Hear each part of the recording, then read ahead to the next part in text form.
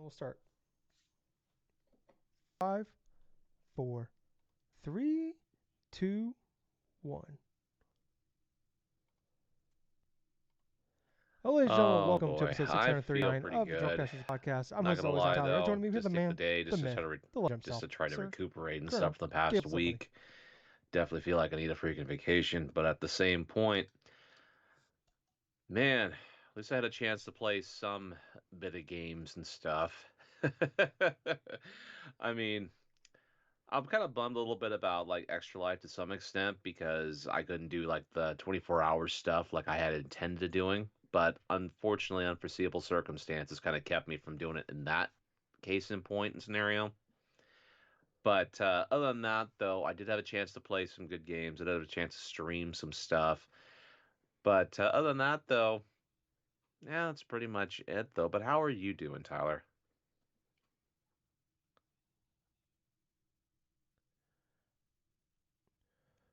Me, man, just clanging and banging as always.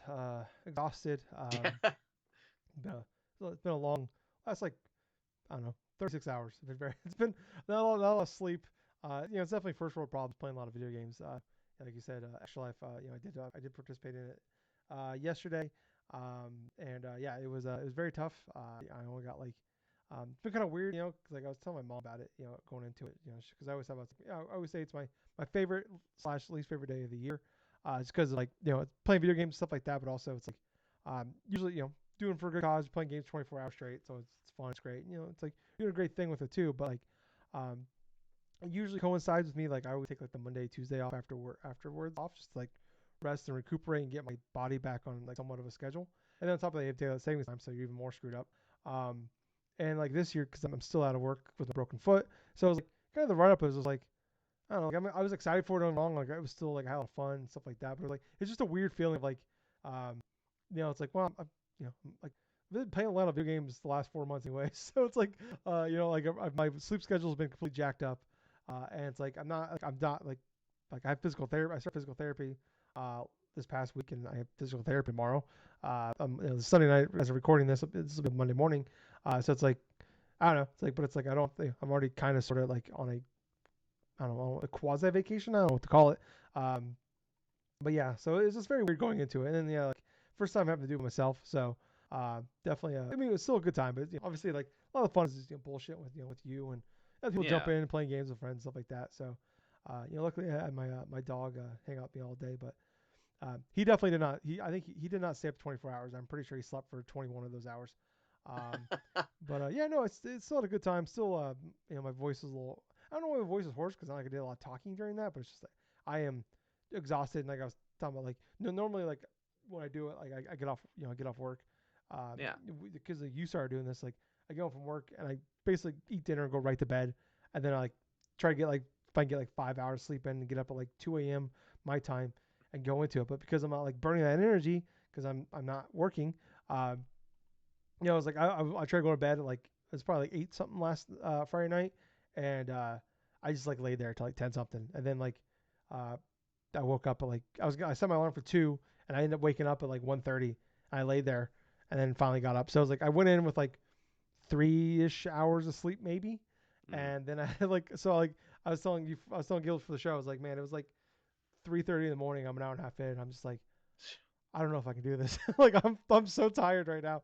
But yeah, I powered through. I made it barely. Like I was telling you before the show. I was like I got done at 2 o'clock. Well, 1 o'clock because the clocks went back an hour. So it was like 1 o'clock. Time hit, and I was in bed by 1:01. I was like I wasn't messing around. I was struggling.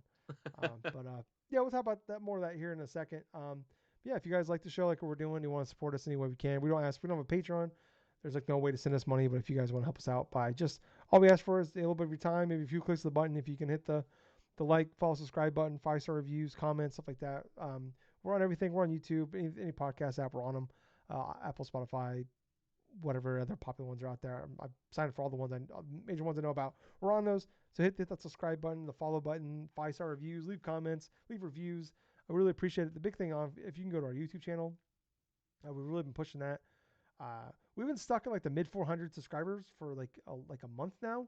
Like we Mm. were going up and up and up at a pretty good pace, and then we just been like sitting in like the 440, like we're 460 something right now, but we had like 440 in like July, and we've just been sitting like we've been like barely we going up a little bit every week, but it's like man, like if you can help us get there, we hit every metric on YouTube for like making money off like ad revenue. So if you guys want to help us, hit we held the metrics except for subscribers. So if you want to help us out there, even if you don't watch us, even if you don't use YouTube, you can just hit that subscribe button, hit the thumbs up or whatever on a video, and just leave. That's fine. But if you can help us out, we'd really appreciate it. We're also on Twitter. We're also on Facebook, stuff like that. But so if you want to see when the podcast go up, that's also another place to check us out. There are links down in the description below. But Gables, we've already kind of touched on it, so let's just jump into it here. Let's get an extra life. I know you've only done. You said you've only done a few hours, but I mean, I go. think like around, let's see, I did day one yesterday and then day two today. I think Oh, I've had okay, like about 6 hours or so, really, of the 24. okay. How's that going for you, buddy? Okay, so it's actually going fairly well because I started off my extra life stuff like, okay, what's something that came out this year and I haven't really gotten too much into in terms of like that. I kind of want something since I got off of work and stuff. I kind of want something that's kind of like mind numbing or a little bit or something that I could just easily just get into and just play a little bit of that. So I did purchase the DLC for Vampire Survivors for the Castlevania stuff because I love Castlevania and I this like how is you. my type I'm of sorry to shit. cut you off. I'm sorry to cut. I like how you started this off. What's a game that came out this year that I haven't played enough of? And I'm like, I bought. I'm playing more Vampire Survivors. The game I haven't stopped playing for 5 years, 4 years, 3 years, whatever it is. Okay, 3 years. That 3 years would be pretty close to it. But man, I'll tell you what, it's like that came around so quickly that release because it's like they announce it and it's like just fucking like just Castlevania like tie in and something like that, and it wasn't even that long after where it became available to where I'm like, God damn it, they just sucked me back in again. Isn't it like $4? Yeah, I like it. it's on sale So for like $4, I like how and it's fucking good. So I heard it's like crazy. There's a crazy amount of content there. What was funny is they put out a press release, kind of jokingly apologizing for the price, because the main game's like $5 anyways. So it's just funny. Like all their DLC, I think is like $1. So it's just funny. Yeah, They like as a joke they put out. Sorry, it's so expensive. dude, what's funny about this is like this DLC pretty much covers so far from when I played this one particular map that is so huge. You literally have about like 6 to 8 different bosses to my knowledge that you can play, you can fight against, right? And there's all sorts of different types of items, all sorts of different types of like new characters and some that you can unlock or do like whatever in terms of try to unlock them in terms of that stuff. And all of them are based upon either protagonists or some of the other Castlevania games. So for example, I could play as Alucard from like Symphony of the Night if I wanted, or I could play as Trevor Belmont from Castlevania 3, or even like guys like Soma Cruz or something from like Aria of Sorrow. It's a mixture of the different characters and stuff. Even like some of the more obscure ones, like Sonia Belmont or something like that from I want to say Castlevania Legends or something for the Game Boy Color. I've heard there's some very obscure Easter eggs in here. Yeah, there definitely are some obscure Easter eggs. Even more so is when you start playing the game and you're getting to those initial points where you have those red skulls on the map. That indicates all the different bosses and stuff that you can play against. And here's something I really love about this game: is like each boss encounter and stuff. It's triggered by stepping onto one of those red symbols or something on the ground, and so each boss is a classic boss from one of those various games. Like for example, one boss I encountered was a clear reference from Symphony of the Night. And in Symphony of the Night, you come across this battle fairly early on in your adventure to where you face off against yourself. Basically, it's your doppelganger. And the way they did it is so clever is because when you get to that little section, it's clearly like has the same type of physics and stuff like that from if you're playing Symphony of the Night. You get into that boss room, you can't go like up or down and stuff and like what you normally can do. You can only go left or right. And when you try to go up normally, you just do a jump. And so basically it transforms you to this initial introduction to the doppelganger boss battle from Symphony of the Night, only thing is, it's like the music, the boss music from Symphony of the Night starts playing, and you get to face off against yourself, right? And you obviously you have like your base weapon and stuff, and that's absolutely a little bit overpowered and stuff for when you're facing off against the doppelganger, and all the doppelganger's doing is like throwing knives or throwing this or that and stuff. And then progressively, as you start becoming stronger and he gets weaker and stuff, all the other like sub weapons or something start popping on the screen and stuff. And as soon as you defeat the boss dies and goes straight into like the center portion of the portal that it came out of. That moment alone, it was so fucking awesome because it's an Easter egg from a boss battle from Symphony of the Night, but at the same point, it was done in a way to where it worked for vampire survivors because you basically kind of the similar type of things because that whole game is pretty much an homage to Castlevania in Yeah. some way, shape, or form. But yeah, having a chance to play a little bit of that. Plus, I've went through most of the initial castle map that they got, and all of it is based upon different portions of the thing from either Symphony of the Night or from the original Castlevania. They even have the little like the tower or something that you walk up the ladder and stuff, and you go into like the Dracula's room and this and that. Funny enough, I've encountered no Dracula. I was gonna ask. It's funny that like there's no vampires in this game. Like Yeah, yeah, I was gonna ask you that's like the is running it joke. yeah, but I'm like there's got to be fine like this is like finally the end of the bit. And I haven't like openly searched it out, but I've heard multiple people talk I about it haven't yet either. and like but I don't know for sure at the end if there isn't, but I've heard I more don't people know that like either. I'm that still fairly early on this thing. I've literally put like about 3.5 hours yesterday playing like Vampire Survivors and on that map in general through like three different characters, and I still haven't discovered everything yet. And what's hilarious about it, I have discovered exploits in terms of like glitching out of the map. Just by randomly going through certain portions of the map, I'm actually going away from the map, and enemies are following me, and I'm earning like all sorts of various stuff and leveling up that way. But I'm like, okay, maybe this is like a hidden secret or something. And then all of a sudden, I tear up the map, and I'm like halfway across where the fucking map is supposed to be. I'm like, oh, I guess not. So they gotta fix some things in terms of this initial thing. But I've really enjoyed it so far. There's definitely some little growing pains and stuff, but the weapons the weapons and stuff for these characters are pretty cool too. Like for example, the first character you get to play as and then you unlocked is Leon Belmont from the classic PlayStation 2 game Lament of Innocence. And so when he's on the screen, it plays a remixed song, like a remixed music from his theme from that game.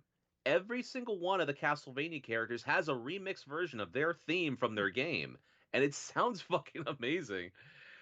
And one of the things that he has is something called the alchemy whip, right? And if you level up level 6 and stuff, sooner or later it gets to evolve into the vampire killer. And so that is the initial like traditional like whip and stuff for like the Belmont clan and stuff for Castlevania.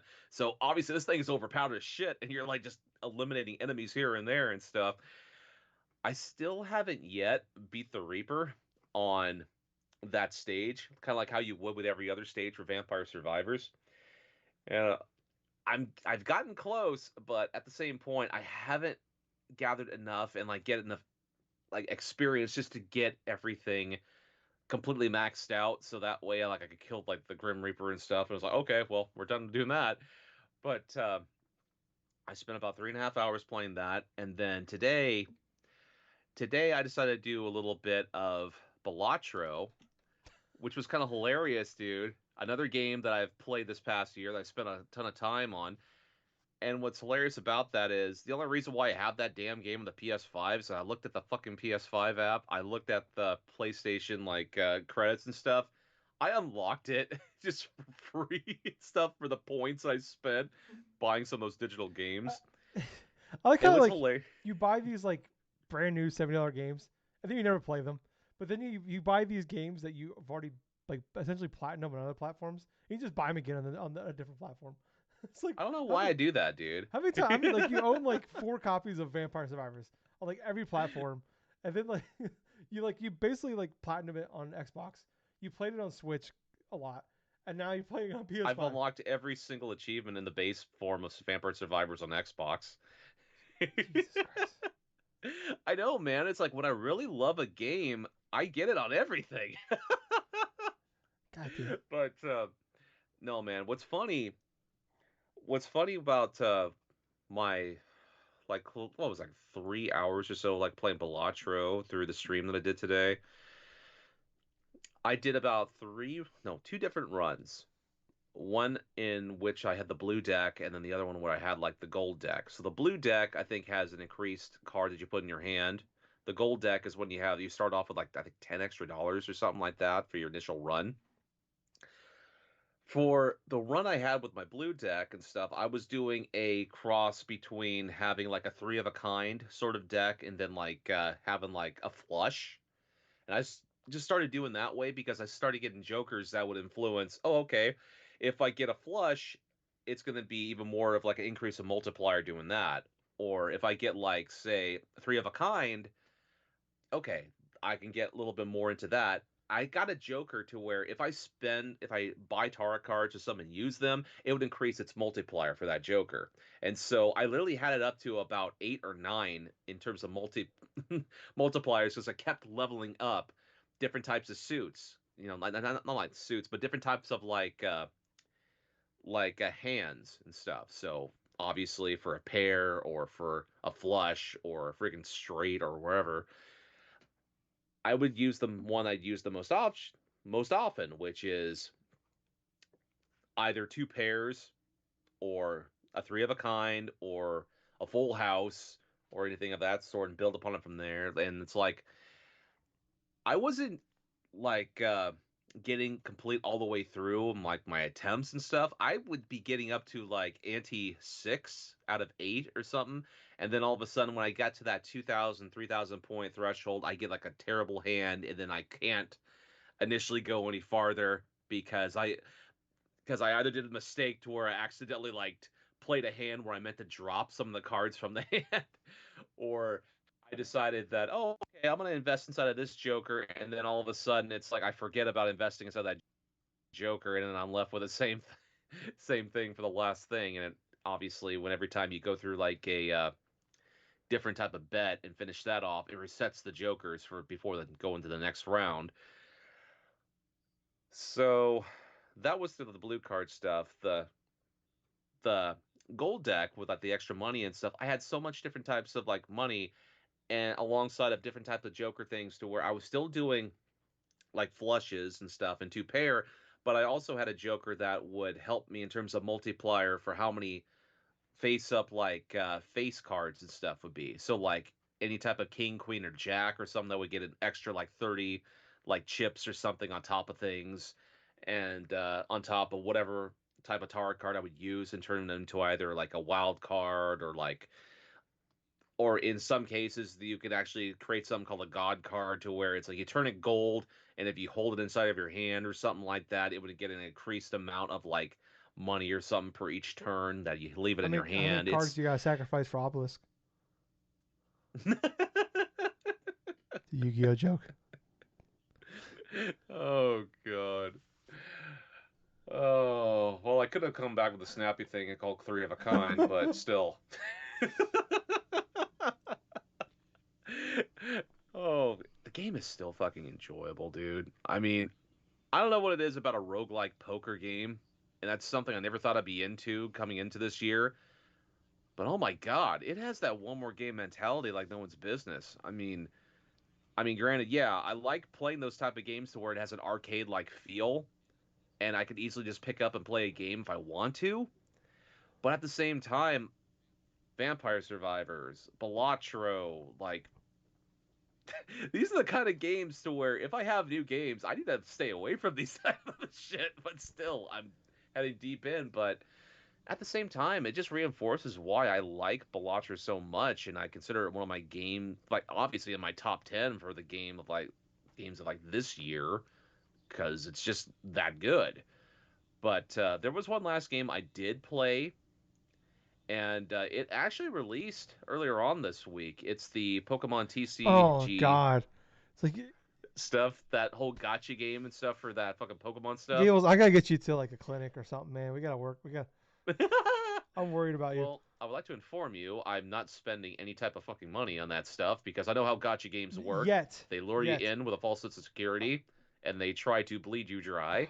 But oh, it's just basically just the trading card. It's just basically the Pokemon trading card game condensed down to where I kind of like some bits of like what they're doing for the card battling stuff. Granted, it takes you about like a few hours just to get to that point because you have to.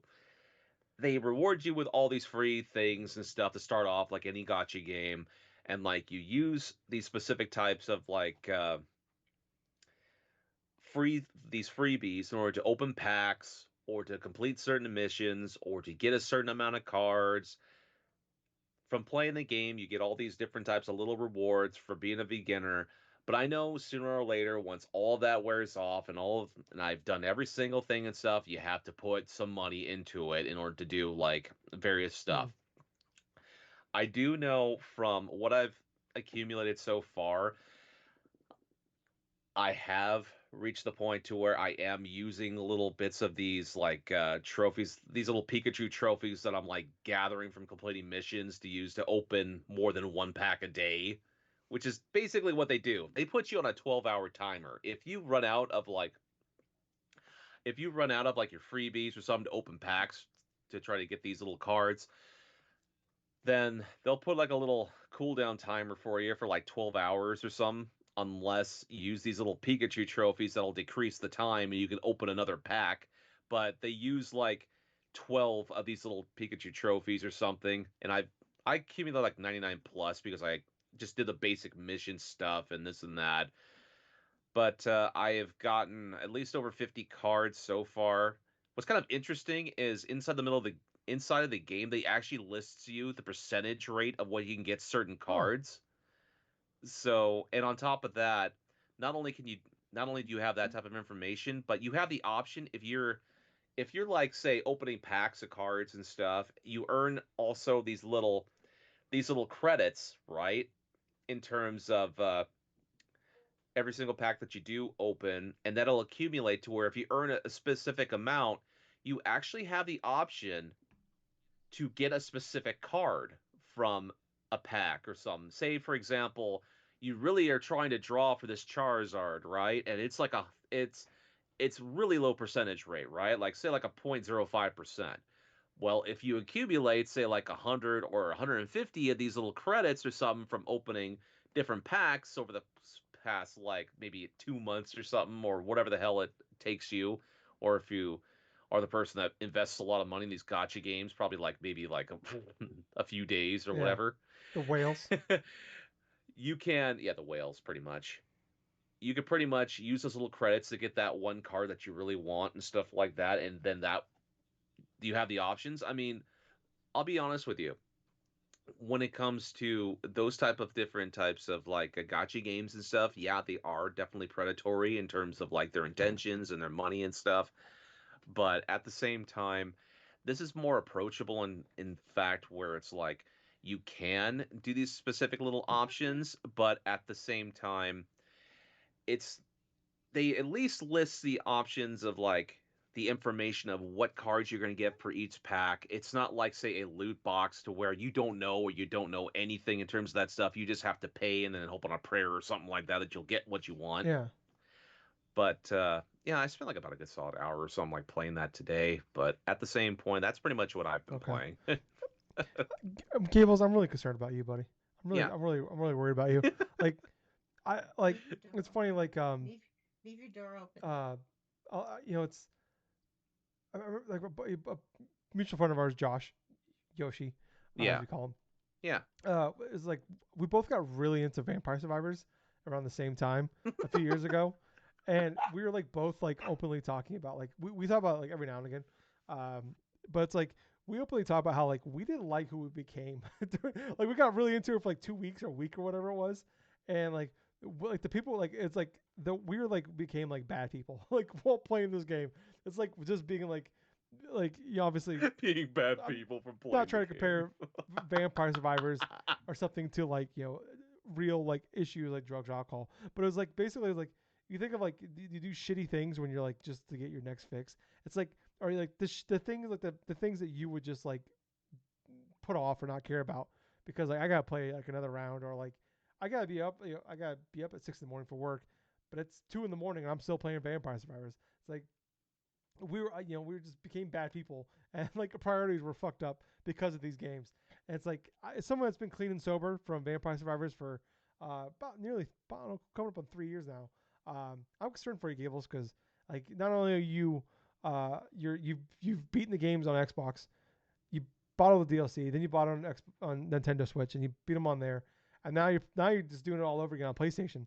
Like I'm just worried about you, buddy. And now you're doing Balatro, which is basically like it's like going from like fucking cocaine to like I don't know, like what's um an opioid or something like that now. Like now you're mixing them. And I'm very worried about you. Now you're mixing drugs. And now you're adding a Pokemon trading card game to it. Like, it's not great, Gables. I'm really concerned about you. You've got some bad habits. And I'm worried. I'm worried for you, friend. And I love you. And I just don't want bad things. And like, I know, like, I'm not saying I'm better than you because I've been the guy that's gone down those roads. Like, I got really into, like, the Pokemon. What was that fucking Pokemon Picross game? I got really into that shitty fucking free-to-play game Yeah, you on did. 3DS for a long time. And I eventually broke out of the habit, got on again. Pokemon Go wasn't great. Got off of that. Got back on the train a couple times. Got back off of it. But I'm off of it now. I'm clean now, and I feel pretty good about it. Okay, and I just don't want bad. I don't want your life to be ruined because of Vampire Survivors, Balatro, and Pokemon Trading Card Game. And now you're mixing them.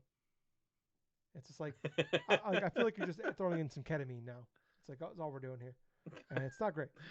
So I'm just worried I'm gonna like turn the news on, Gables, and you're gonna be on their front pages, like fucking with a mugshot or something like that, because you knocked over a fucking gas station to get more money so you could buy the next DLC pack for Vampire Survivors.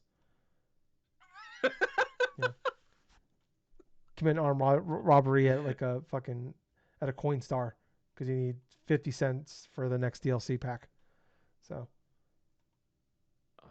Oh yeah, just going through, just bringing a whole jar of pennies or something like that at a supermarket, just pouring it down like one of those little tray things and stuff like that. It's like, come on, give me a fucking money or something like that. I need to You're find gonna be like the DLC. sticky bandits from Home Alone 2 when you just like you put all the like the stickum on your gloves so you can like grab the change out of the Santa Claus like helper fucking buckets during the holidays. It's gonna be Gables. It's like, man, the new Contra DLC just came out for Vampire Survivors. It's $2. Give me your pennies. I see it, Gables, and it's not looking great. I'm looking at your future, and I'm worried about you, buddy. Worried about you. Too much Vampire Survivors. But all right. Well, we got to move on to now. Now to my extra life day. Like I said, I was able to barely do the extra do the 24 hours. I would say of like I think this is year 4 now of like me getting up at like midnight. Usually I try to get up between like midnight and 2 a.m. And I always talk about like it's been a lot easier doing that than like getting up like 8 a.m. or 9 a.m. on a Saturday and then going all night and going through. Like it's miserable. It's not fun. And it really ruins your whole schedule. Like it's definitely the hardest, like I talked about at the top of the show, by myself and then getting like 3 hours of sleep. It was a bad combination. So that was rough, but I mostly played like 2 games for the most part. I had a few games like Life is Strange, Double Exposure. I'll talk about that next week. I did the first 2 chapters, but I didn't play any during Extra Life. But I mostly played 2 games. Played a bunch of Dragon Age Dragon Age The Veilguard. Sorry, I played Inquisition earlier this year. Yeah. So I'm like I think I played probably 10 hours, maybe a little bit more during Extra Life. I think I'm like 13 or 14 hours into it now, so it's only been out for a couple of days. I haven't played any games today. I have just been too exhausted. I always talk about Extra Life. At a certain point during Extra Life, for the most part, no matter how much fun you're having while doing it, at a certain point you just don't want to play video games anymore.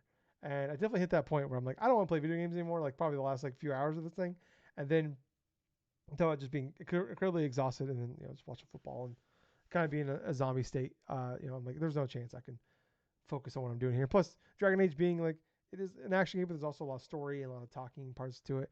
I would say they're like my early impressions of it, and I'm loving this game. I'm not saying this is like peak BioWare, like they're back to like Mass Effect 2, era or like Dragon Age Origins era, but like this is easily the best, I would say, like early impressions, got a ways to go. Um, I would say this is the happiest I've been with a BioWare game before the ending of Mass Effect 3. Like around there, there's like a big like break off from like the last like 30 minutes of Mass Effect 3 to like the day Dragon Age Veilguard came out. It's been pretty lackluster, You got like Dragon Age 2 in there. Dragon Age Inquisition ended up being a very good game, but it's been we got Anthem in there, not great. Andromeda, how can we forget? As much as we try. But yeah, I've been really happy with it. Like, they made a lot of changes to it. It's like it's no longer a CRPG. It's more of like a character action game in a sense, where it's it's closer to like not a hack and slash, but Dragon Age 2. Dragon Age 2 was still like it was like a faster CRPG, but it's still a CRPG. Okay. But they tried to like make it. They tried to remember at that point like it's not like Dragon Age Origins. I'm like it's just you can just go faster. But yeah, it's still a CRPG at the end of the day. But like no, this is like close to like a I don't want to say Bayonetta because it's not like that, but it's close to a Bayonetta than it is a Baldur's Gate 3 at this point. I'll say, as far as like close to like a God of War or something like that. Then like you do like you still have all the other you have like the wheel come up and you can like still control like not control your characters, but you can still like command them to do abilities. You still have your abilities that you have like a lot of like the UI of like what you would expect like a modern day Dragon Age is still there or like a modern day BioWare game, but now like the combat is just much more fast paced, and I like that like because personally like I love the Dragon Age games, like, 2 aside, but Dragon Age 1 was fantastic. 2 was incredibly disappointing, but like that was supposed to be that was an expansion that EA made them turn into the sequel. Um, and then like Inquisition was ended up being I finally went back to it earlier this year and replayed the whole thing and loved it. And that game's great. Yeah, like the thing like I've loved everything about Dragon Age, like the lore, the worlds, the characters. It's just like I'm not a CRPG guy. It's not something I'm into. It's like like Baldur's Gate 3 when I look at it and I hear people talk about it, like that sounds fantastic, and then I watch people play the game. I'm like that's not something I'm into. So I'm enjoying the change in gameplay. I've seen some people upset about the change of that. Like they kind of want to be more like Dragon Age, like Inquisition. But like I said, I'm fine with this, just because that's kind of what I want more of a video game. A little faster pace and not waiting for cooldowns to hit the next button to attack again. Yeah, I'm liking that. Like liking the characters. I was gonna do something this with this character. Normally I just do like a human warrior or whatever. I usually just pick like the generic. Like whenever I play like the Mass Effect games, I always just pick like the soldier, the human soldier or whatever. Like I just pick like I just want like, the gameplay I know that I like, and I'm just gonna do that.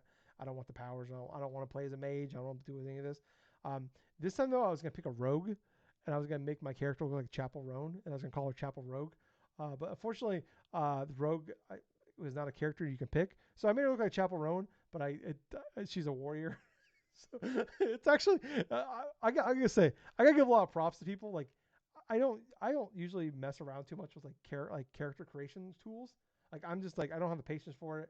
I just want to get into the game. Like I usually just like dick around, like do something dumb or make it look like me or whatever like that. But I'm like I don't know. This time around, it's like inspired. I'm like I'm gonna make it look like Chapel Roan, and I did, and it came out okay. Like I'm not the best. I did see someone that made Chapel Gnome, and they just made a dwarf, fucking Chapel Roan, and it's fucking awesome. Just Chapel Gnome. It's great. But yeah, so my character is basically like the best I can do. Like I'm not very creative in that. I did the best I could with like what I can do. It's like an hour plus doing it. I'm like, I don't know what the fuck I'm doing here. I'm just gonna like calling quits here, but I feel like I did an okay job. Yeah, so I'm going through that. Yeah, I'm having a really good time with it. I like the story a lot. Like it is definitely like I'd say you do a good job of like you don't need to play Inquisition. I think they did some smart move here where Inquisition was 10 years ago. I want to say I think it was 2014 that came out. So it's like it'd be kind of hard to ask a lot of like the masses to like, hey, remember this game that you may have played 10 years ago? It's a direct sequel to that, and it is a sequel to that. But the nice thing is like so in this game it's 8 years after the end of Inquisition. But like they do a great job of like explaining everything to you. like that happened like in a very like quick timeline, and like basically like the there's a major twist at the end of Inquisition that like sets up like the main bad guy for this one. But like immediately they do a good job of like kind of explain like the first like 2 minutes is like last time on Dragon Age, and they just kind of like cut to the core of like this is what you need to know. This is what's happening. Like the main, you don't need to worry about what happened with like anything from the previous game other than Solus, the main bad guy.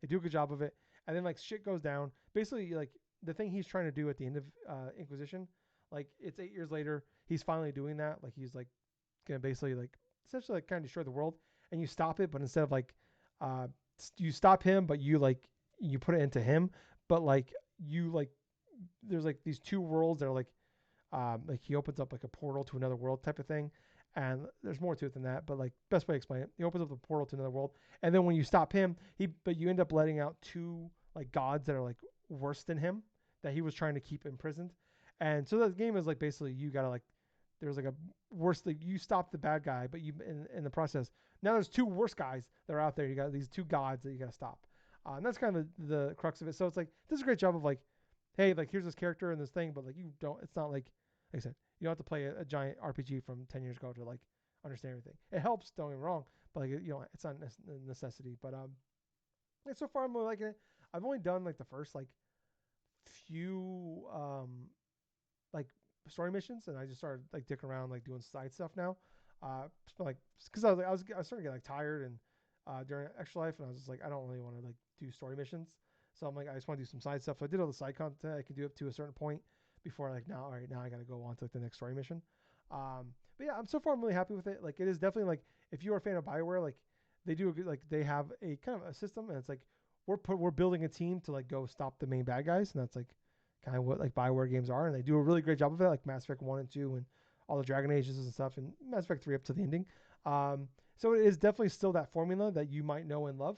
But I mean, it's still great, and I love it. It's like I'm not gonna sit there and say Bioware is back, but like it's good to hear, and like I seen that like it is the best Steam launch for EA game ever, and it's like already selling incredibly well, so that's really great. So it's good news because like I feel like if this game didn't hit and it is a flop, that Bioware's probably gone. So which would suck because I really want another Mass Effect game, and so I'm excited. And they said there's no DLC. Usually like Bioware games have a ton of like DLC post launch, and they said no, we're going this like Bioware like Dragon Age the Veilguard, like this is the story, it's contained in this, and we're moving on to Mass Effect, which I'm totally fine with. I don't need a bunch of DLC. Huh. So and they haven't there's no That sounds really weird, though. I mean, even for like any type of like EA game, in terms of this type of style, they at least want to try to make some form of a DLC or a loot too. I yeah, but mean, that just seems kind of yeah, weird. I maybe, but like I think the day like you always hear about all the time is like most people that buy games don't actually finish the game, and then you have a smaller percentage of people that did finish the game actually buy the DLC for these things. And it's like nowadays, like Mm-hmm. there's so many more games nowadays. There's so much more stuff to play, so much more stuff to do. It's like I bet even less people are finishing games, and then even less people that did finish the game are buying it because there's so much more shit to play now. It's like it's hard. Like even I like when like a game comes out I love and I beat and I finish. They put out DLC. I'm like I don't want to go back and play it. Most like it's very rare for me to go back and play a game with DLC to it because it's like there's more things. There's more new things to play, and like I was like listening to like or not. I was reading an article. Sean Layden that ran PlayStation for a long time talked about like like a major part we see like AA games have gone away because of games of service, and like that's true because like the people play the games that they know and love, or they play Fortnite, and when the new big game comes out, they play that, and then they go back to Fortnite. So it's like, and I see that. So it's like I definitely see the case of like I don't know. It's like Spider-Man 2. They announced there's no DLC last week as well. People like there was rumors that there's gonna be a DLC to it. It's like I don't know how many people actually went back and played the City Never Sleeps or the City what the DLC for Spider-Man 1 was. I would bet a very small percentage of it, and I'd much rather have a Miles Morales than another like a 5 hour 6 hour DLC to it. I can understand some bits of like games maybe not warranting some DLC stuff. At the same time, with the case with Spider-Man 2, if it were like a substantial sort of like expansion or something like that, I mean, I bet that there would be plenty of people that would want to delve deep into it. Yeah, but But At the same time, though, it's not the correct thing for every single game release. Like what you're saying, though, is like, yeah, there definitely are those people that will go and like maybe just play the base game and that's it. And it just really depends upon the content of the DLC Yeah, itself and whether or not it's like worthwhile. Which I can argue that there have been some DLC stuff from like even like modern recent games definitely are not warranted and definitely are just like kind of like side subsidiary stuff. I mean, when I think about some of the DLC stuff that did play some bit of a role, but just kind of felt like missions that were taken out of the main game or some that weren't as yeah, substantial. Spider-Man from like the PS4 comes to mind because other than like say, oh, the Black Cat stuff was okay, the Silver Sable stuff was okay, but at the same time, this would have been forgettable in terms of like inside of the initial if it was just left into the initial game. It didn't have to be warrant like 2 or 3 separate DLCs, but at the same time, I mean, it did help collaborate in terms of the game itself as well as like scope the overall scheme of things. But other than that, I mean, yeah, just DLC stuff in general and people's interest and stuff, and it's just kind of like it's a fight for people's yeah, time. Obviously, any type of entertainment stuff, especially in the gaming industry, is super scarce because any type of perception of your game is going to manipulate how people are going to spend it. And I know Dragon Quest, the Veilguard has had its bit of controversies in terms of what's going on yeah. and stuff. Mostly And stupid. Yeah, honestly, it's like with anybody else in terms of their gaming stuff, if this is a game where you want to buy, you want to enjoy, that's perfectly yeah. fine. The, At the same point and stuff, you just got to understand that you spend what you spend and stuff. You spend whatever time and stuff you want to yeah. play. Well, And the so, way I look at it is like, um, like would I rather them spend another year putting out a DLC that a very small percentage of people will play. And even if I play it and I love it, that's great. Or would I like and they put out like a 10-hour expansion, or like would I rather them like I would much rather them get to the next Mass Effect game faster than if it meant like, hey, we're gonna spend a year making Dragon Age DLC, or you're gonna get Mass Effect a year earlier. Like I'm gonna pick Mass Effect. I'm gonna pick the full fledged game over the DLC. So it's like that's the way I look at it, especially and like obviously I haven't finished the game, so I don't know how I'm gonna feel when it comes to the end, or like, but yeah, like I don't know, like, and even like still, like, would I rather have like, I'd much rather have a Miles Morales, Spider-Man Miles Morales, than like if they can build that out and make it something bigger and like smaller but bigger than a DLC, like not a full-fledged 20-30 hour game, but like we could put like a nice 10-15 hour game out there for $40 instead of like a $20-30 DLC that you're gonna play for 5-6 hours maybe. Like more people play Miles Morales than will ever play the Spider-Man DLC. So I don't know. Like it's a weird conversation, but like I don't know. I feel like I've always like that's been the case though for like going back to the 2000s with DLC, or like it's been an issue of like especially single player DLC where like most people don't play it because most people didn't actually finish the game. So I don't know. And it's like definitely a weird thing where it's like cool, there's this new DLC, but it actually like really takes place in the context of the story. So it's like even like the Final Fantasy 16 DLC, I liked it, but it's like it's weird because I beat the game last year, and you're putting out DLC for a game that like the story content that actually, if you played the game for the first time right now, would just go in the middle of the game. It's like if it's post game DLC, like the Lake House we had a couple weeks ago from Alan Wake 2, like that's more exciting to play because it is kind of a bridge to the next game. That's more exciting. But even still, I doubt, like I said, how many people are actually going to like that beat Alan Wake 2 are probably going to buy that or even know that's happening because Alan Wake 2 came out a year ago. And it's like, hey, do you want to spend, an X amount of dollars to buy this DLC, or are you just going to wait for the Alan Wake 3 or Control 2? It's like 90% of people are going to just wait for the next one. So I don't know. It's a weird conversation. Like I said, it's a fight for time. And it's like, um, it's a fight for time because gaming is fighting for against your cell phone, and it's fighting against Netflix and Hulu and cable and everything else out there. So I don't know. Yeah, but I played a bunch of that, and then I switched over to uh, like I played a bunch of that in a row, and then I actually in between there I did jump through and I played a bunch of or a few games of like it's like double XP weekend for Black Ops 6. So I was playing some online and stuff like that. Not doing great, get my ass whooped. Honestly, not great at that game. And the older I get, especially not really playing it much over the years. Plus the older you get, you're just getting a little slower. Just getting the shit kicked out of me. But I did actually go through and I played through the DLC or the not DLC, the campaign. Finished all that up. It's like almost it's bigger than like a normal Call of Duty campaign. I'd say it's like 7 to 8 hours. If normally I think they're like 5 or so hours. To be fair, they're like this one like they're like the maps are like the levels are a little bigger. There's more like side stuff you can do in them. Not a lot, but a little bit more. So if like I'm sure if you want to speed run the thing, you probably could do a lot faster.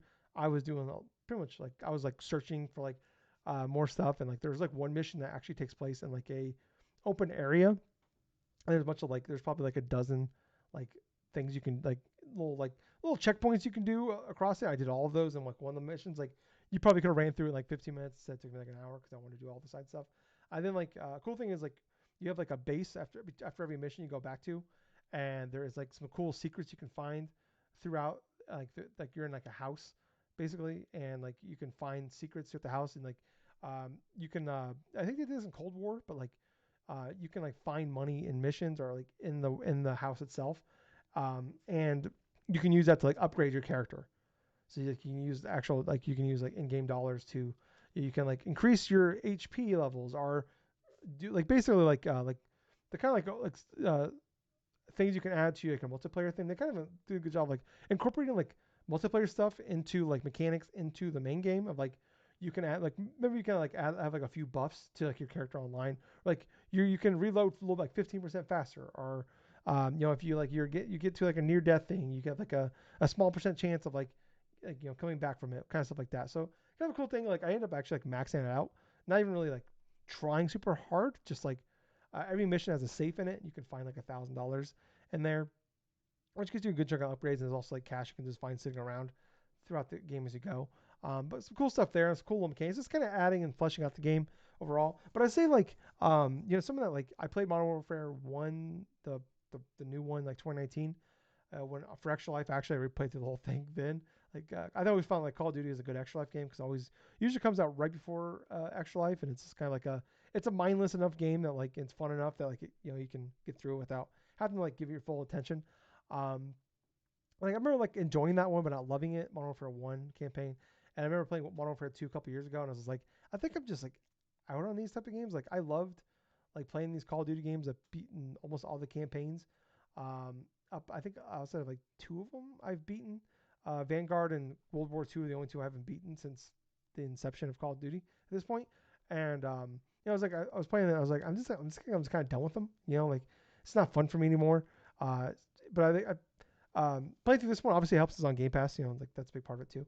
I ended up like really, really, really liking this campaign. It's really good. Like it's still goofy, over the top, kind of stuff to it. Like it is still got like the tropes of a Call of Duty game. Like I'm not saying like this is the greatest thing ever, but like if you are a fan of Call of Duty, but you want like a good campaign of Call of Duty, and maybe you're kind of at that same point in me, because like I've always been kind of like I've always been more of the campaign guy for Call of Duty, but I've always liked the stuff when they get kind of weird with them, like Advanced Wars and was it Advanced Warfare, and there was Infinite Warfare, were like are two of my favorite campaigns ever from Call of Duty, and like those are like the least popular Call of Duties like ever made.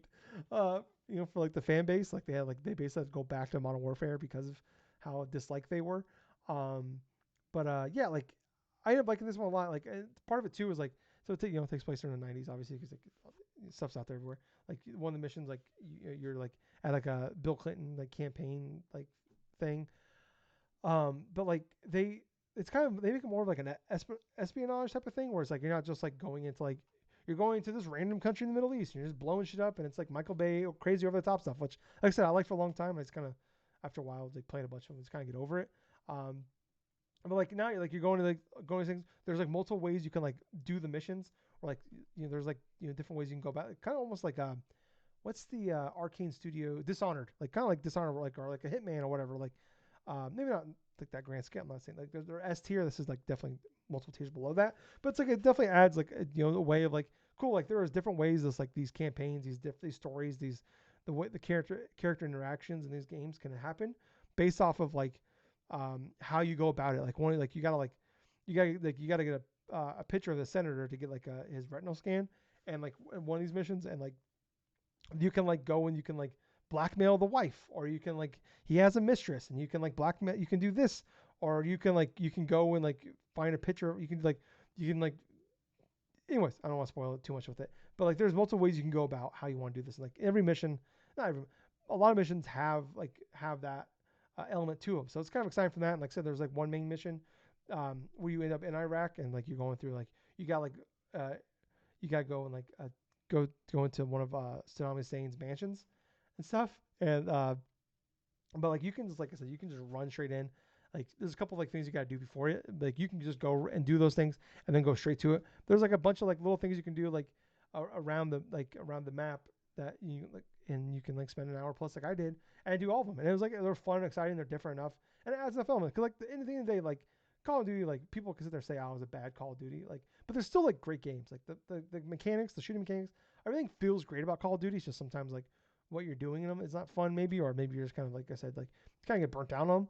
And like there's like enough there, like there's enough differences to like, and you can like go in, you can go in like missions, you can go in there like stealthy, you can go in there loud, you can do however you want, and like it's just it changes up enough the formula enough, and like the story is like crazy and over the top and kind of ridiculous, but like it is like fun enough and engaging enough that like it keeps like I kept wanting to play it, and like even though like yeah like I maybe don't play all in one sitting like I end up basically doing, but I did because Extra Life, but like it was really good. I'm really happy with it, and like it's probably the best, probably my favorite campaign from Call of Duty since like the Infinite Warfare, which I know people don't like, but I loved it. I was like, that was kind of like Infinite Warfare is kind of like what these Call of Duty games turned into, where like they added a lot more options to it. They kind of blew it out a little bit more, added more to it, where it's not just like running down, like basically running straight forward and just blowing shit up and crazy over the top explosions, which are still there. But yeah, like there's like there's one mission which is like one of the coolest missions they've ever made in a Call of Duty game, like midway through it. And I don't want to spoil it, but it is one of the single most terrifying game elements I've ever dealt with of like any horror game I've ever played. Like Evil Within, Resident Evil, D, Outlast, anything like that.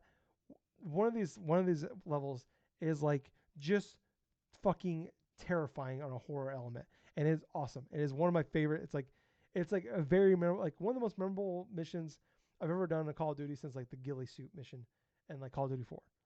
Like it's on that level of like awesomeness, and like I like I don't know, like maybe like you don't want to play it, just go watch someone play this on YouTube or something like that, because like this one level is fucking incredible. So yeah, like I would say like if you're someone like me that's like wants to play the campaigns, wants good like want something like this, but like you don't want to care about the the multiplayer stuff like that, or like you want this like you kind of have that void in your gaming life or whatever you want to say. Like it's a good this is a really good one to jump into, and like there it does like it, there is lore, there is an overall characters that follow up through the course of the Black Ops game, but like it's not like mandatory to know them all. Like it definitely helps, but it's like it's kind of like like I said, playing like Dragon Age of Veilguard, where it's just like it's great to know. The more you know, the better it's probably going to be. The more you know the lore, the more you remember the characters. But it's like it's not going to affect anything because like I don't remember a lot of like some of the like Black Ops 2, Black Ops 3. Couldn't tell you a goddamn thing that happened in those games. Like Black Ops, like Cold War. Like I remember vaguely some of the stuff that happened in this thing, and I went through it fine and I got it. So yeah, like I give it a big thumbs up actually. It was really good. So but yeah, like after that, like I was like I think I only had like a few hours left, and I was telling you Gables beforehand, like I was trying to play some other games. I was trying to play like Helldivers 2, and I was like, I don't want to play like trying to play like Dragon Age. Like I'm too tired to like be able to focus on like. I was like, I can't even focus on the conversations that are happening in this game because I'm so tired that like I need to play something else. I was telling you like I was playing I jumped in Helldivers 2, but that game was so intense, and I was like too tired, and like my muscles, my brain, like my fingers just wasn't working fast enough. Like, and I couldn't comprehend things fast enough that like I was struggling to like do this. But it was funny. One mission I had, I was just doing like quick plays, like jumping into people's missions, and stuff. Like usually midway through, and I put it on like one of the easier settings in the game because I'm like, all right, I'm just gonna do this. A funny moment happened where it's an extraction shooter, so I think you got to complete the task. You got to get back to the extraction area. Then you got to like survive like the wave of enemies to get on the ship and then get out of there. So I jumped into this mission, and I was the fourth person in the game, and I had my mic on mute, but the guy's like, "You need to leave, or I'm going to kick you out." Like literally, like there was like seconds left in this mission. But the funny thing is, like, if people don't know in Helldivers 2, like once the ship lands, I can't remember how much time. You usually have like a minute or two to like get on the ship before it leaves. But once one person gets on the ship, then I think you have like 10 or 15 seconds. Like once one person gets on the ship, then you got 15 seconds before it takes off. So then everybody gets a mad dash to get on the ship. But when you die in the game, like if you collected samples, which is like samples are a major part of like upgrading, like new, buying new like things you can take to like new turrets or new equipment you could take in the game to help out with the main game. But if you die, you lose them all. But you can one of your teammates can go pick them up. So I landed the game. I'm in the game for like maybe a minute, and this guy's like, "You gotta get out of here. I'm gonna kick you out of the game." I'm like, "Oh, well." I didn't say anything, but I'm like, "Fuck you, man!" Like, fucking, I'm tired. Just want to jump into a game. Like, why you be a dick about it? Like, we're almost done. Why does it matter? I'm not taking away. Like, you don't lose anything by me being here. The two of the guys were like way off, like just doing random shit. So then, like they were nowhere near, so they weren't in a hurry to like, even though the ship had landed, they weren't in a hurry to like get on the ship and leave. But the other guy on their team, the third guy, was by the ship. He got killed, dropped all of his samples. I picked the samples up. I got on the ship and left without them. Deserved. Yeah, so fuck them. And dude, one guy had like all the samples. Because like if your character, if like like say like you leave, but like the guy with all the samples doesn't get on the ship, nobody gets the samples. So you like that whoever has the samples has to like leave with them. So I left with all the samples. Only I get the samples, so I fucked them over in the end. So it was fucking awesome. It was great. I really enjoyed that. It was worth it. Yeah, absolutely it was. I mean, that's what you get for being a It's dick. like literally, like there's no like negative benefit to me, like to me being there at that point. Like I get like if I join the mission, I'm taking up all the revives. I get that. But I'm like, man, we're on like one of the easiest settings of the game. There are no danger of like anything bad happening here, and like you just be a dick within seconds. I'm like, no, so it was very funny. I enjoyed that quite a bit. And then I ended up playing like a couple hours of Fortnite at the end, just because like it was a perfect like balance of like it's a solo game. Doesn't matter if like what I do, and I'm just like it's enough stimulation for me to like I said, doesn't matter what happens. Like it's not gonna affect anything. It's not gonna affect the story. Like I'm not losing any lore here. I'm not losing anything, and it's just enough engagement to like I'm not gonna fall asleep while playing video games. And I usually do the no build mode because like that's the one I'm like I can like I can do decently sometimes in like the regular build mode, but like, I can't build with the shit. So like once people start building and get crazy, I was just like I'm fucked. So I played one game by accident of the build mode, and I ended up finishing third. Like a complete accident. And then like basically though like the two guys were like a mile in the air on top of like a bunch like built like a bunch of towers, and one dude just sniped me and killed me. But it was very funny. I'm like, God damn it, I want to get out of this. And I ended up surviving until like the very, very, very end. I thought that was pretty funny. But yeah, I thought I've had a really good extra life overall. It's a good time. Appreciate it. I end up getting I'm over $500 now, which is great. So got a T-shirt and a silver medal headed my way for extra life. I think this will be my seventh medal from them. So that's awesome. Yeah, I had a good time. I'm still recovering from it now. I only got like 5 hours. Like 5 hours of sleep last night. So definitely gonna. It's gonna take. I gotta get up early tomorrow for fucking physical therapy. The next 2 days, actually, I gotta get up early. So I'm gonna have to find a way to kind of.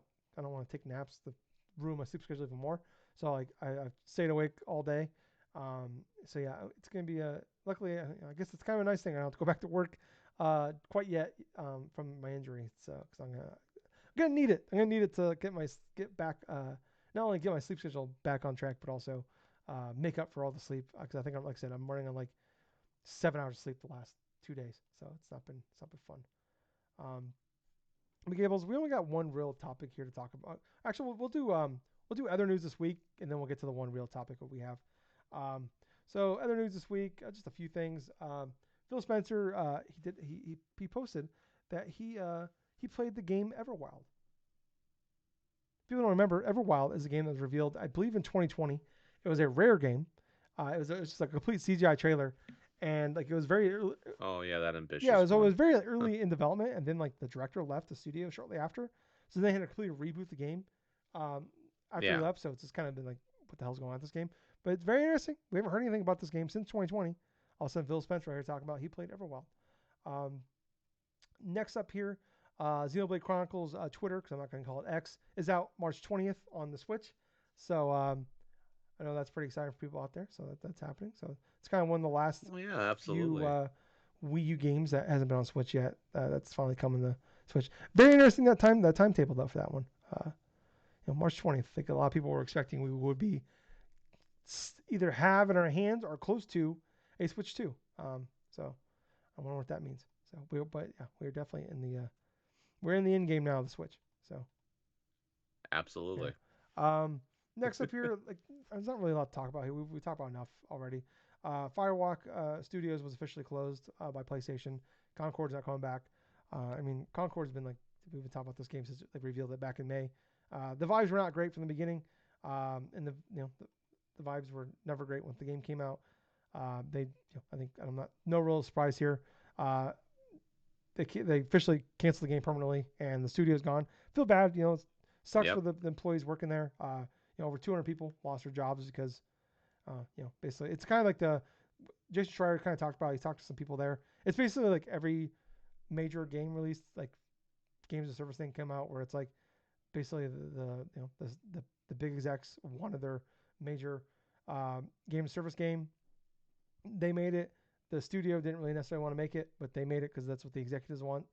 And then, it's the next line of like big games of service games that come out and pretty much fail, like an Anthem or whatever, where it's just like, like 200 people didn't want it, but the one guy did, and the one guy unfortunately is the one that has all the say. And this is what happened. And it's like they basically paid the price because of one dipshit. So yeah, pretty much. So, I mean, it's just another line of game service games. And then kind of building on the Call of Duty stuff here. Call of Duty was Black Ops 6 had the biggest launch ever as far as like players on the first day of playing Call of Duty. But also on top of that, you can make the argument, hey, it's because it's on Game Pass, which obviously was the biggest day ever. The day it came out was the largest single day growth for Game Pass ever. But also sales were up 60% on PlayStation 5 and Steam. So it's not just a major hit on Game Pass, it's also just a major hit overall in general. But Gables, our one really major news topic we got to get into here. We got to talk about it, Gables. Nintendo, they put out a music app. Shadow dropped it out of nowhere. Like I think it was like a Wednesday night. Yeah. Like I think. Yeah, just randomly. Yeah, there was no rumors, no leaks about this. Like literally like at night. It was like I think it was like a Wednesday night.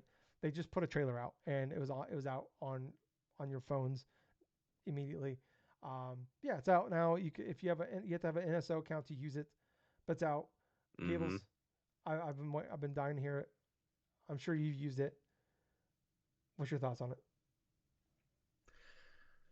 Well, surprisingly enough, I haven't used that major app in terms of this type of stuff, even though I'm a heavy Nintendo fan and I do love Nintendo music stuff.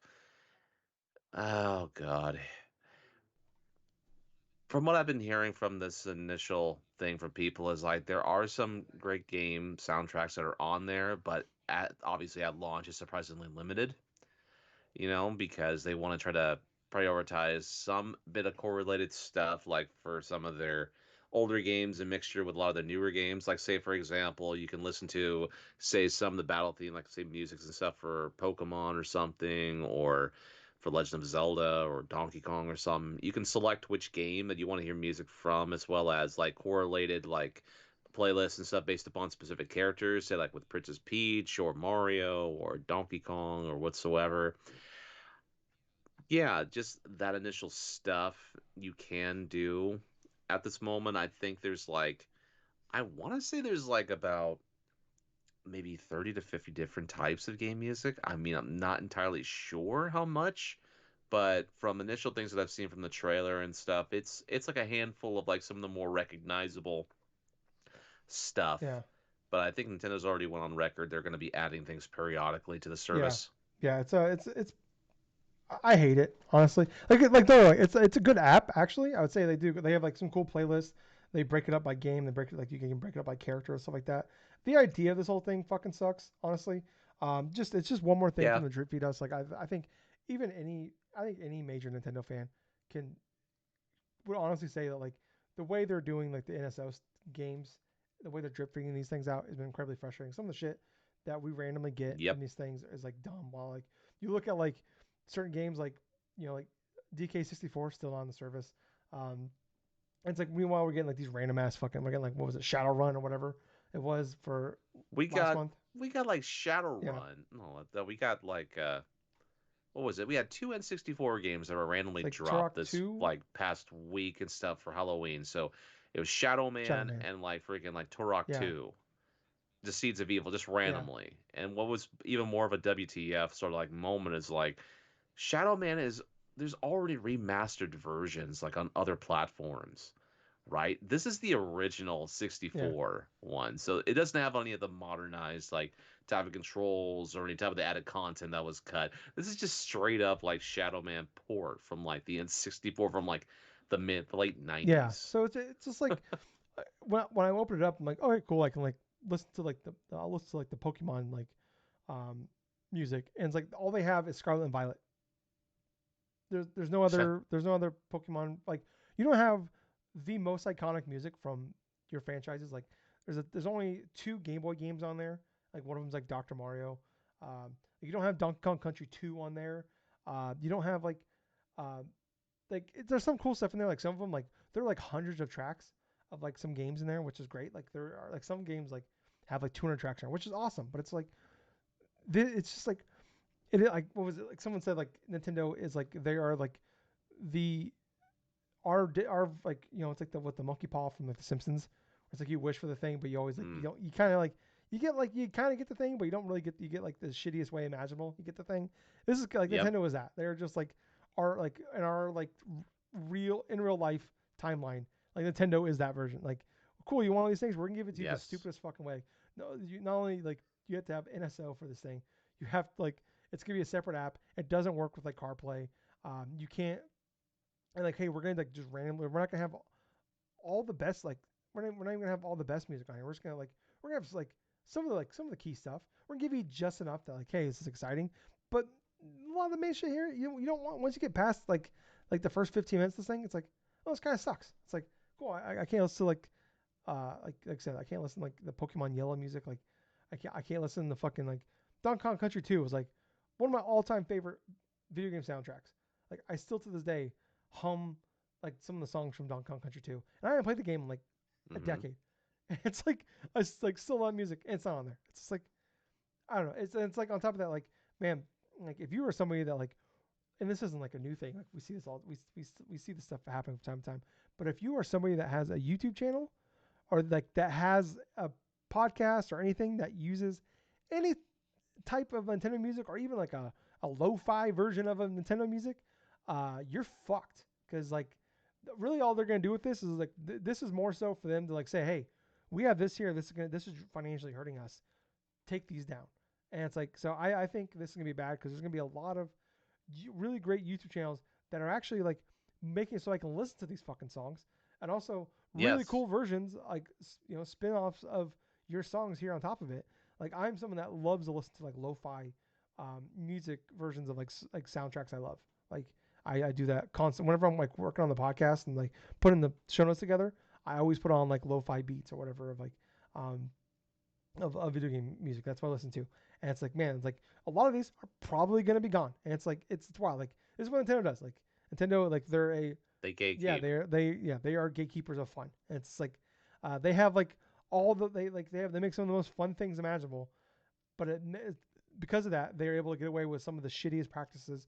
They are the most anti-consumer video game company out there, and there's no argument. There's no other company that is worse than them about it. Whether it's the way they do their ports or the remasters, the NSO, the eShop, whatever you want to say. All this is just like grounds for like they can make more money, which I get their corporation. I get that, but it's like they're just gonna find ways to like get more get more money, squeeze more money out of that fucking out of every single person, and also fuck over like everybody else that's like doing the work that they haven't been doing for years. And Exactly the it just point. sucks. I hate it. Like Exactly yeah, the but it's point. like the app is like honestly the app like itself is pretty well made. Like I was stunned to like the fact I was able to close my phone or close the app, like go to a different app on my phone, and the music kept playing. I was stunned by that. And then like there's cool things to like you can set it to like play music for like you like really like the song, but it's like it's like the I don't know like it's the the song from like World 1, Level 2 or whatever from Mario or whatever it is. You can it's like a 90-second song on repeat. You can set it to play for an hour straight and it just repeats that. So it's basically repeat, but it's cool like you can just do that. But it's not just like it runs out and like there's that weird gap and it just goes on. It seamlessly transitions back to doing that song again. So it's just like it just does a really good job of repeating it. So it's like they put some real effort into this thing, but it's just like I'm just like it makes it even more frustrating. It's like, man, you actually like, you put the work in here, but like why I don't know. It's just baffling. It's like, man, there's so much shit missing here. And like when I sent you that video, I sent you the video of it, like telling you like, hey, they announced this thing. And it's like it's just one more thing that they can feed us on because like we're running out of like NSO games that can just randomly throw on this fucking service. So here's one more way to like you don't get rid of your NSO, and we're in this weird like it's just like it's like between this and Alarmo, and like Xenoblade Chronicles X. It's just like man, like I guess the one way is like it's frustrating because like there's like the one major announcement. It's classic Nintendo. There's the one thing we want from you, and you're giving us everything else but the one thing we want from you. It's like the way I look at it, the way I look at it is like, hey, they're running out of things they can announce beside the thing that we want them to announce. So it's like we're getting there. There's less thing like it's one less thing they can announce, I guess. But I don't know. It's just I hate it. I just more so than my problem with the app itself is just like what it's probably gonna mean to like we're gonna have this thing, but we're gonna have less because they're gonna take down every Spotify playlist, every YouTube playlist, Apple Music, whatever, anything out there. Yep. If you have a podcast or like I said, or a YouTube video or anything that you ever made, and you use Nintendo music in the background, be careful. Like there's gonna be a lot of YouTube channels I bet that are gonna get copyright strike and taken down. Oh, absolutely. I can think of maybe one or two off the top of my head, like Smooth McGroove. That dude has brilliant tracks and stuff in terms of like his acapella stuff for certain Nintendo music and stuff, and also for certain other like classic video game Yeah, stuff. His YouTube channel I could think of that could potentially be like hit as a result of that stuff, and even like for some of the lo-fi stuff as well. The remix stuff for even though it's like you can go through and create your own versions of like specific Nintendo songs, but Nintendo doesn't give a shit. They're going to go forth and they're going to make sure that you are not going to even have any type of inklings of fair use or something with yeah, one of their IPs because of how heavily protected they want to yeah, have it. So that type of control they do not want to release. They don't want to relinquish any sort of form because well, that's just how Nintendo as a company has operated for such a long time now. So I would definitely recommend if you are a YouTuber or if you're someone that creates certain like remixes of Nintendo music or even like just off the cuff, just like have like a various list on Spotify or something like that.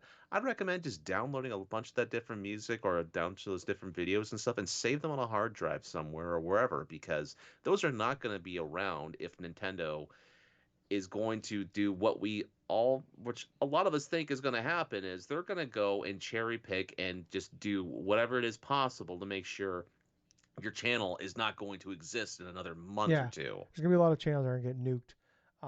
Yeah, like I said, even like even if like the law is on that person's side, it's like they don't have the money to go against Nintendo. It's like they're just bullies. Exactly. And we see this going on with like there's a lot of like a lot of places out there where you can get like ROMs of games that you can't buy from Nintendo anymore. They put out there, and like even though there's like like a lot of laws that are on their side, they know that Nintendo knows that they can't fight it, and they're shutting them down all over the place. It's because they know they can't, Yep. and they know they're gonna win because they have billions of dollars behind them, and like I mean, they're literally like this is a company that is suing people that make like some of them did break the law. I'm not gonna argue against them. Argue not there's not a lot of pity from them for that stance, but like there are people literally they are in the last couple of years they have sued for millions of dollars, and they're literally paying Nintendo $20 a week because they can't because they're just people like us that probably make 30, 40, $50,000 a year, and they pay what they can. But like Nintendo doesn't care. They're gonna prove a point, and Nintendo's not your friend. So I don't know. Absolutely. like I said, it sucks. Like it's just like I said, it's the monkey paw situation where like they gave us this cool thing, but they gave us like the shittiest way imaginable. So, but yeah, I don't know. What to wait and see. Obviously, I would say if, like I said, if you're a YouTube person out there that has these type of things, every day you wake up and your account's still there, or you don't have you're not getting sued by Mr. Nintendo, I guess count as a win. But yeah, I think that's gonna wrap it up for us this week, though, guys. But you guys like the show, please, like I said, top show, like, follow, subscribe, check us out and everything. We don't ask for money from you guys. We just ask for a little bit of your time. So if you can go out there and support us, we really appreciate it. We are a day later. Normally we record Saturday night. This podcast goes up Sunday morning because of Extra Life. We're a day later. So appreciate you guys checking us out. Sorry, maybe the energy level isn't normal way. I'm fucking exhausted. Gables has had a long week. So yeah, but we'll be back full force. Here in a few days. But thank you guys so much for watching. I was your host, Tyler. And I've been Colonel Gables. Until next time, everyone. Thank you for listening to another fun-filled episode of the Drunk-Nerds podcast. Too sweet? Yeah. Too sweet, Bye, man. See ya.